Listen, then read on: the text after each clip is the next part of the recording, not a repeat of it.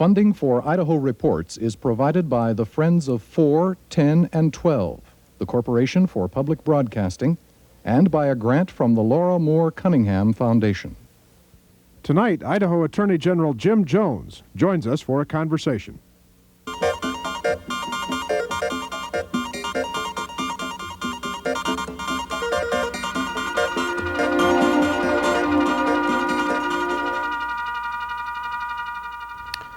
Good evening. The State Land Board meeting in Boise today decided to hold a formal hearing in December to consider a proposal by Diamond International Corporation to develop a resort complex on the shores of Priest Lake in far northern Idaho.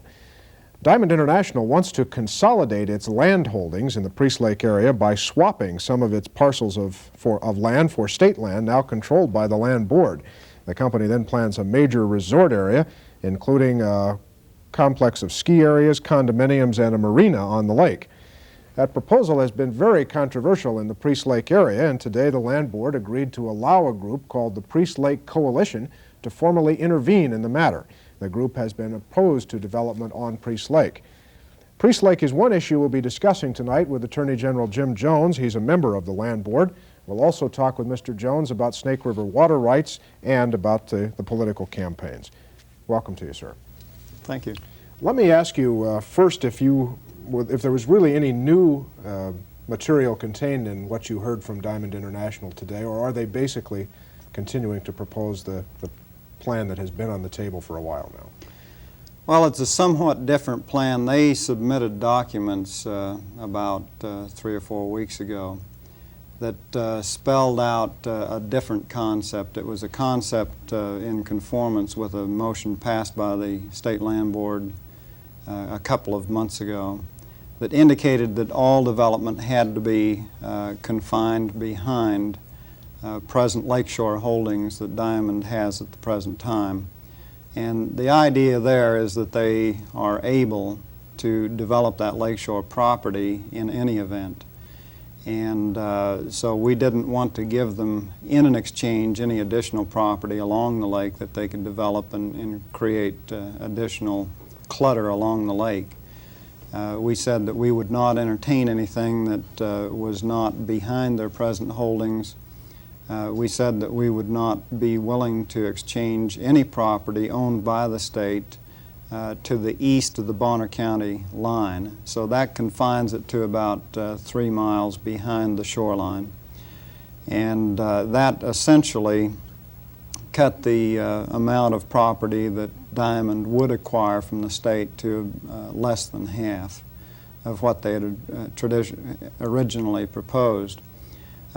Instead of acquiring the property upon which they would propose to build a ski resort, a ski lift and so on, the resolution had indicated that they would have to lease that, and they proposed leasing it.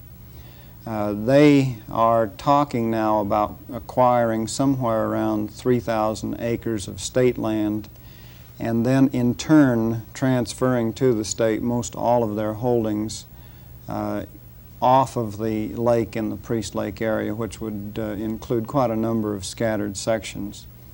They've indicated that their review of the figures would give an offset to the state. In other words, above the values of property exchanged of approximately $2 million. In other words, they're saying we're willing to give the state $2 million worth of property over and above what we would receive on a value-for-value basis. So it did have quite a number of differences from the proposal that had been made a while back. Well, as we sit here tonight, how does this proposal strike you as one of the members of the Land Board who will have to ultimately make some decision here? I think it's interesting. I think it's something that we're going to have to pursue, and as a matter of fact, that was what we decided to do today. I think our trust responsibility requires us to look at those dollar figures and to see what benefit we can get to the Public School Endowment Fund by possibly making the exchange. So what we decided to do today is to have a formal hearing under some old rules that just materialized not too long ago that apparently had not ever been revised or repealed. And they set up a procedure for a formal hearing. We will be conducting a formal hearing in December and calling forward at that time Diamond International, who would be the applicant under the rules, and asking them to make their case in favor of the proposed exchange.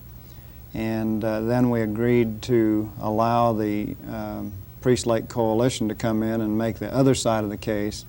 The department will be making recommendations that will also be presented in that hearing. The Lands Department. Right, the Department of Lands. And so, based on that, the board will make findings of fact and conclusions of law, and ultimately a decision as to whether to, number one, accept the Diamond proposal as drafted, to accept it under certain amendments, I think would be an option, or to reject it out of hand.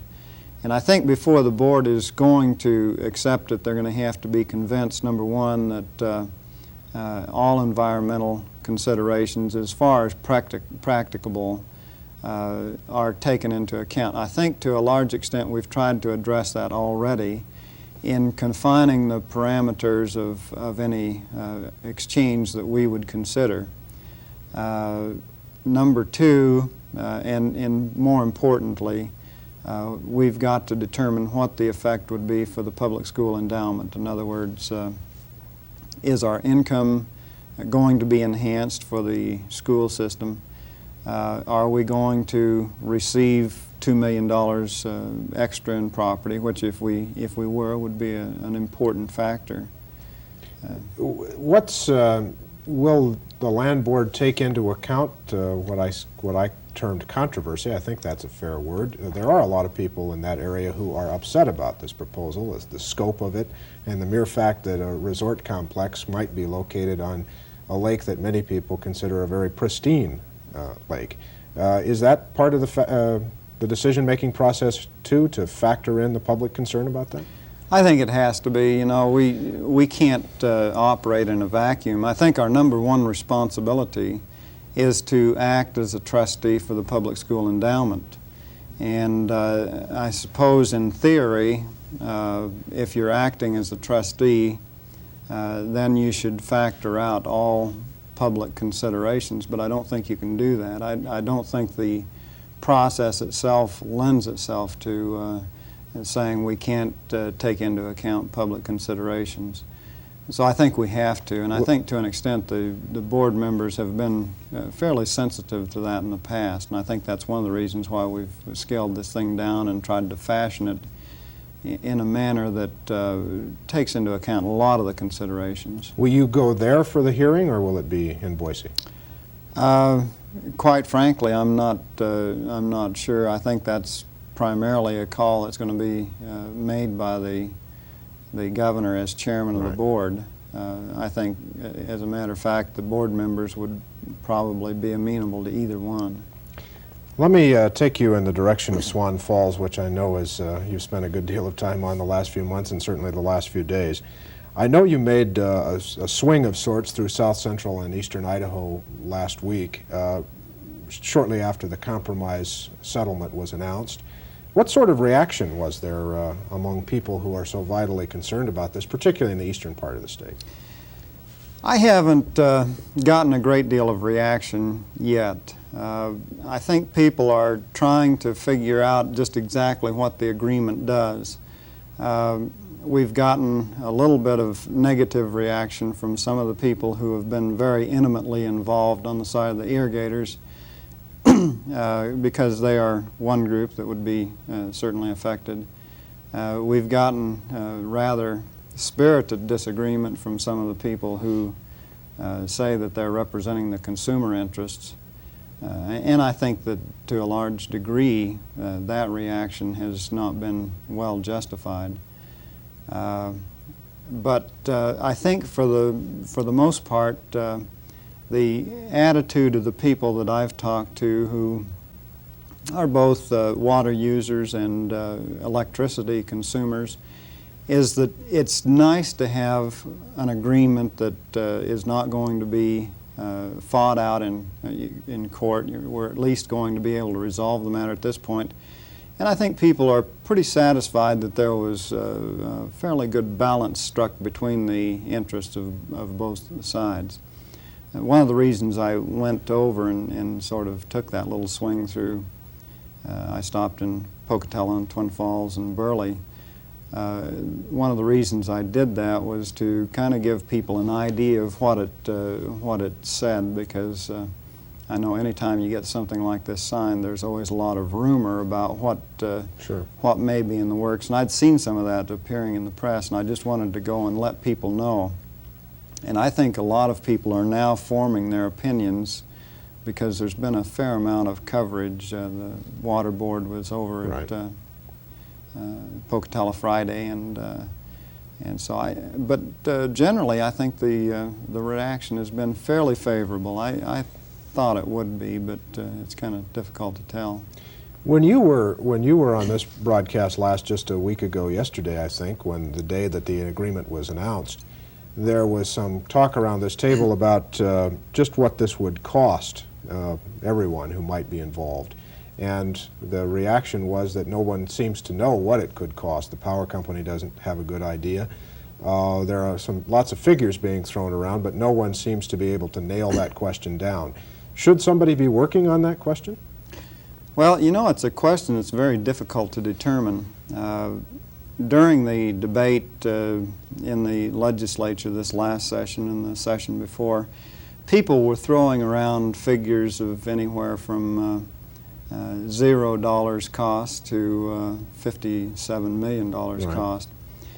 And the thing that makes it difficult is all of those studies have a certain scenario of development, and they talk about development occurring in this place or that place. And some of them talk about effects downstream that it would result in possible increases for BPA customers and other customers downstream as opposed to Idaho Power customers. In other words, the effects would be felt outside of the state. So I think it's very difficult to pin down any figures. I've felt all along that any result on electric rates would be very slow in making itself felt, because the development is going to be phased. It's going to be at a target of 20,000 acres or less per year. And you're not going to see a situation where electric rates jump by any certain amount overnight. It's going to be gradually phased in. I think as far as reduction of the amount of water to generate hydropower, just from what I've seen by way of studies, I think you'd be looking at a possible increase of somewhere between $10 and $15 million by the end of the century. You know, and what I'm talking about is starting at 0 here and maybe 0 for the next year and 0 for the next year and 20,000 for the next year, something like that. And I can't give you any schedule, but what I'm saying is that it would be gradually phased in, and it might well track with what we would see anyway by virtue of industry coming in to gobble up whatever surplus of electricity there is, or just by domestic consumption or whatever. Right, but it would be your contention, I take it, that these folks that you mentioned a moment ago, who consumer groups, who are saying it might cost as much as eventually cost as much as $150 million a year, they're just way out of the ballpark as far as you're concerned. Well, I think they have to be, because if you look at the figures in the legislature, people were saying that total subordination, and I'm talking about flat-out subordination at every Idaho Power facility on the Snake River, would cost us $57 million. And I certainly never agreed with that figure, and I thought it was grossly inflated. If total subordination costs $57 million, then how can something less than total subordination cost $150 million? Let me ask you a question that maybe people who are not as close to farm and irrigation operations as many people in this controversy might ask.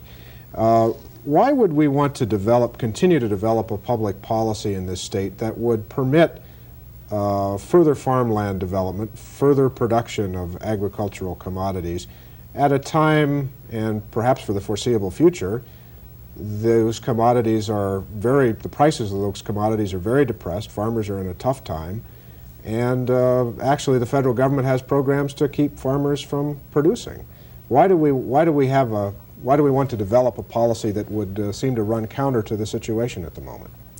Well, I think that you have to look at a number of factors. Number one, the current situation in agriculture is not going to continue long into the future. I remember in 1972 when I moved out to Idaho, well, it was 1973, and established my practice. I was talking to a number of people then who were looking at the present bean prices and some of the other commodity prices and saying agriculture is never going to get bad again.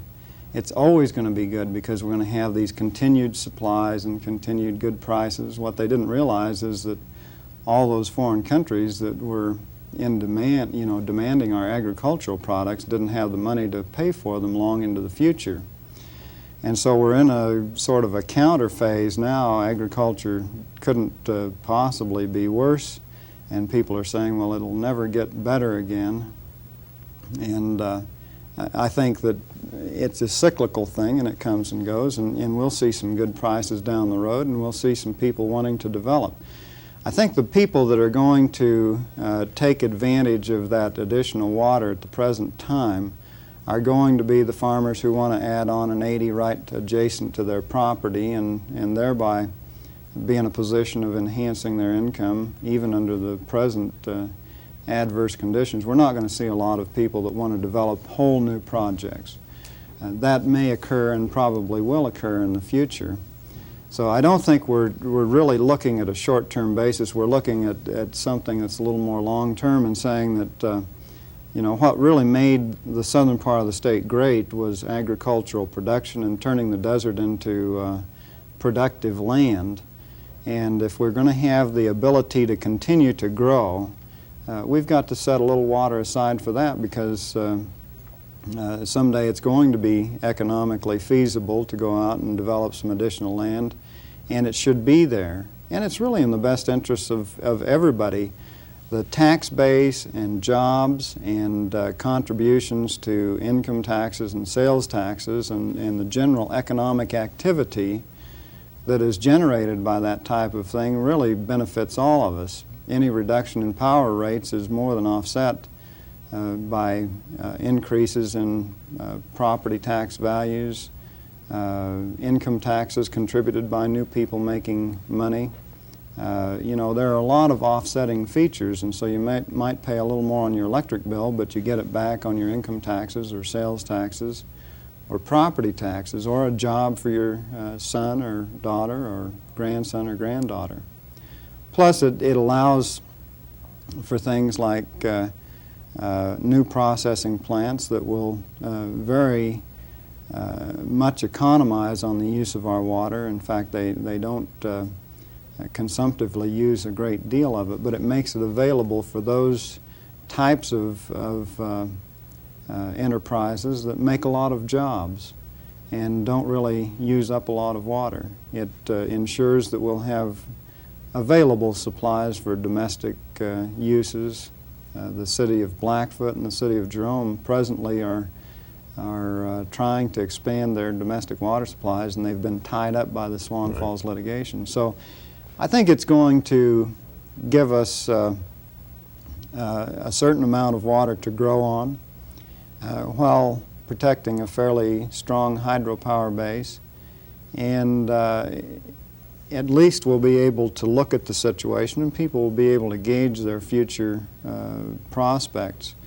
With the 1982 Supreme Court decision coming down just like a curtain on the final act of a play, it said this is all the water there is, and it's all used up. And so people do not have the ability to kind of plan ahead and realize that we're coming to an end of abundant water supplies. It allows us to phase that in, and people are not quite so shocked by it. And I think it gives us time to gear up for other types of economic opportunities to provide for our children. We know now that there's going to be a limit on the water supplies, and it gives us time to plan ahead for the future and to try to bring into the state the kind of economic activity that we're going to have when the water is all used up for agriculture and other purposes. You, for a long time, for the last 2 sessions of the legislature at least, fought the subordination battle in the legislature, politically, legislatively, have fought this battle legally in the negotiation process. Is this, in a way, a fairly major personal victory for you? Well, I think it's a victory for the people. I suppose it's a little bit of a victory for myself. Well, you must feel good about it. I feel pretty good about it. You know, you never can tell whether you've done the best you can on a case. I felt that we had a pretty good case to take to court. If we had pursued that to court and won that victory, I suppose that would have been an even greater achievement.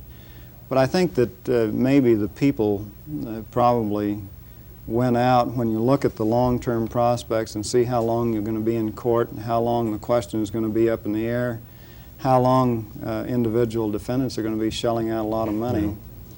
And I think from the standpoint of looking at all those considerations, plus the risk of litigation and the fact that we could have ended up losing totally, you know, it wasn't out of the picture, I think you have to feel kind of good that you've struck a balance that essentially everybody can live with, at least in my estimation. One of the interesting offshoots of this issue has been some of the coalitions that have formed, not the least of which has been you, a Republican, teaming up with a Democratic governor, and as far as I can tell, and most people can tell, seeing this issue almost eye to eye, and on the same time the power company lining up with some of its longtime opponents on many issues.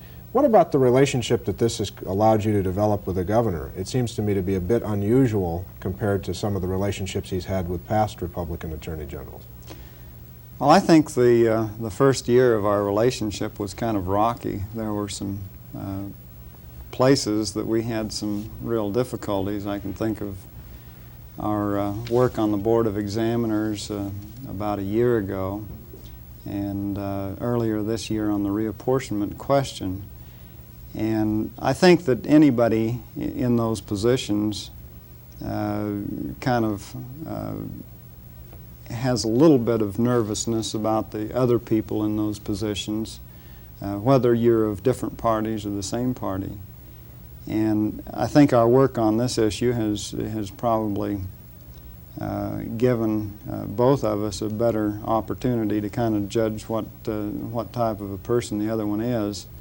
And I think it's facilitated our relationship as far as getting the state's work done, and also in my providing legal advice and the governor taking it.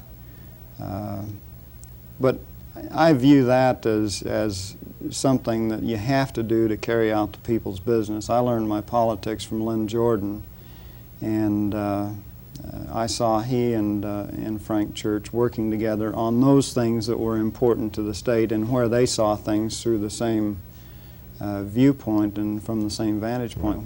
They differed widely, as I do with the governor, on a lot of other questions, and I think if you learn how to deal with a person, it's really advantageous so that you can cooperate on those things that you see eye to eye on.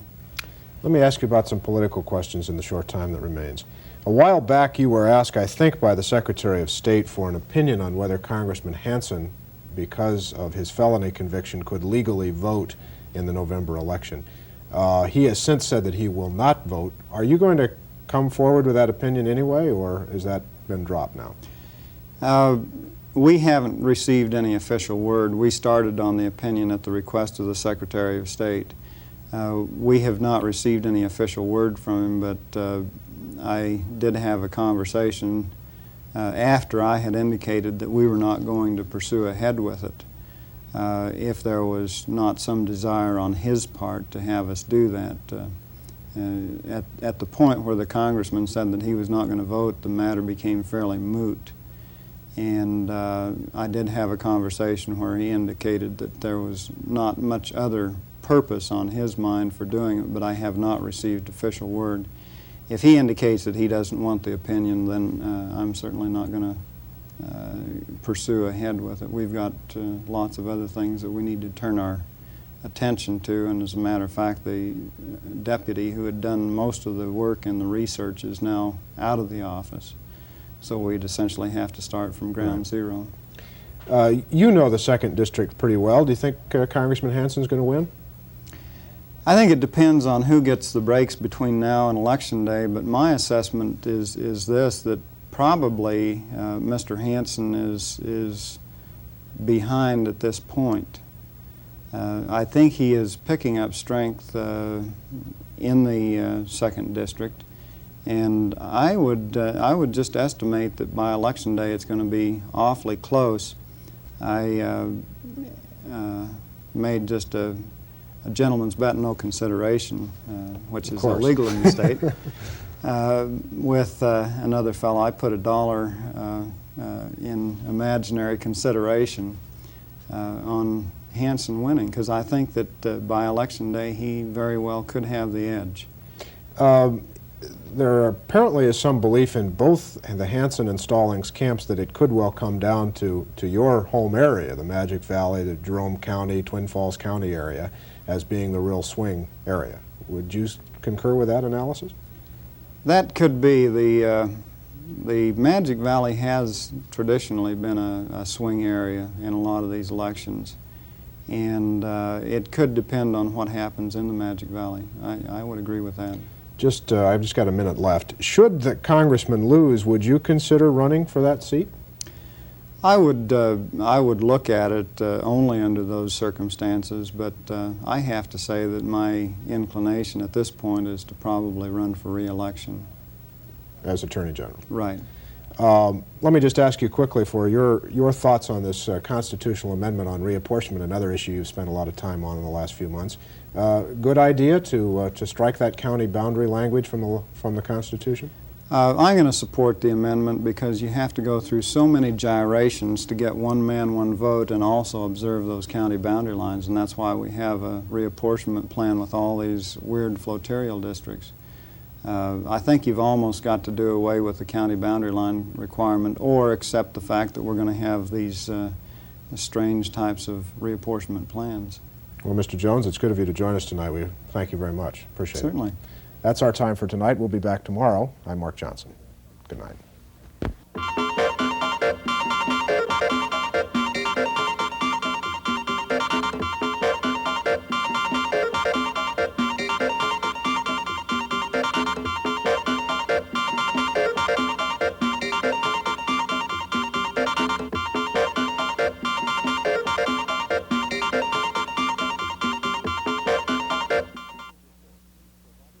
Funding for Idaho Reports is provided by the Friends of 4, 10, and 12, the Corporation for Public Broadcasting, and by a grant from the Laura Moore Cunningham Foundation.